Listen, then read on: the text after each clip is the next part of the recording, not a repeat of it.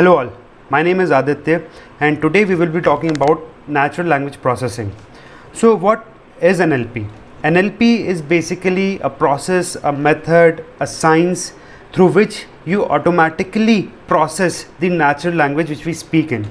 So basically in today's world it becomes very important, it becomes imperative for us to be able to own such systems which can make sense out of what the kind of natural language which we generate daily. So a computer or a system, as you know, understand languages like Python, C, C++, which are basically broken down to zeros and ones. But what if you want your system to know or understand what you are trying to say, what the kind of command which you want to give to a computer, you want it to understand properly. So all these things are possible through NLP. So basically NLP constitutes of various methods and branches. So NLP is more often than not also spoken along with NLG, which is natural language generation. So once you teach a computer or a program to understand the natural language used by humans, it can also be made to generate the same language to communicate it back to them. So how is it relevant in today's time? Basically we are surrounded by NLP these days, be it your mobile, be it your computer, be it while you type your emails. When you type your emails on Gmail, you can see that sometimes it is able to predict the statement, complete the statement for you. So that is also possible through NLP.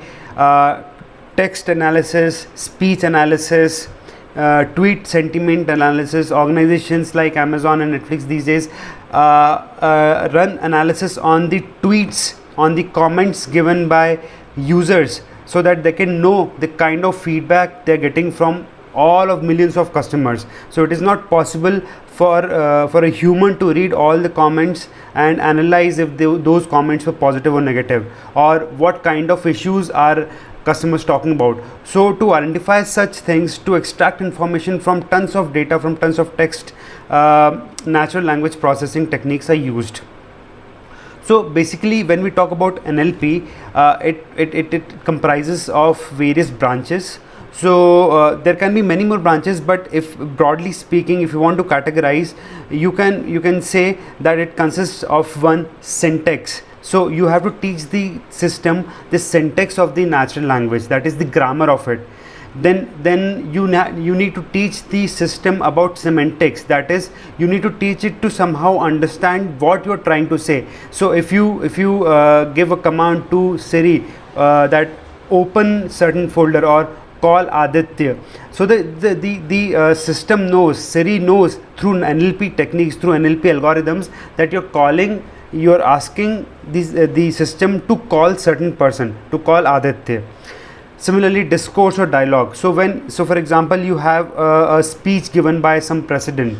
So the discourse or dialogue of that would be that the president is trying to ask for votes for upcoming elections. So the system must know the discourse of the entire text. Similarly, speech.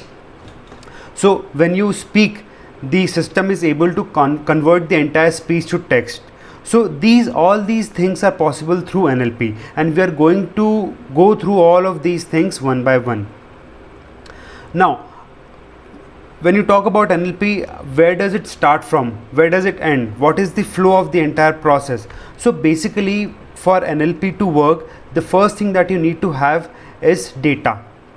In fact, for any machine learning or data science process, you need data. So the first thing that you do in NLP is text mining or text collection. Now text can be collected through various sources. It could be from Twitter, it could be scraped from internet, or it could be readily available to you in various documents. So once you have the data with you, it is processed. Many kind of basic processing is done, maybe frequency distribution of words, counting the number of words, counting topmost frequently used words in that text to probably infer some basic information.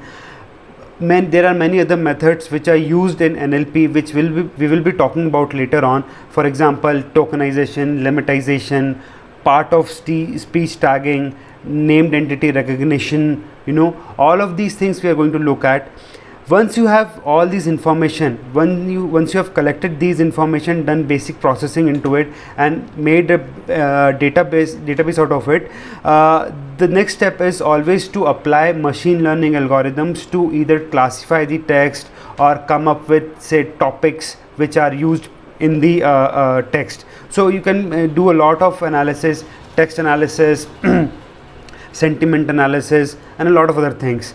Also, you can create a chatbot out of it and ask the chatbot to communicate with the prospective customers. So there are many implementations of NLP which we can look at later on.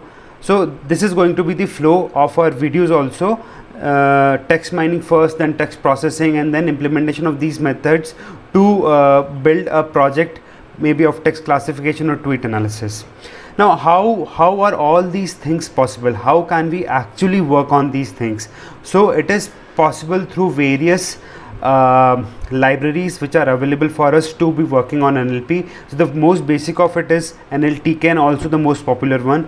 Similarly, you have Gensim also, Spacy, TextBlob, Pineapple, Pattern. All these libraries are used by various users around the globe for NLP techniques. So our target here would be, we will go through the methods which are available in NLTK for basic processing of text.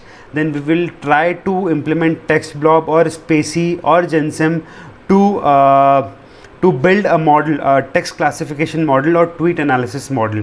So this is going to be our target. We are going to look at NLTK also and other library basics of other libraries, so that we have basic knowledge, basic overview of how these libraries can be used.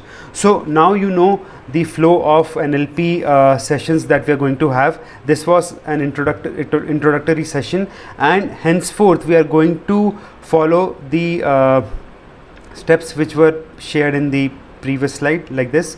So stick to the videos, like and subscribe, and I hope you like the sessions which are going to be followed by this one. Happy learning.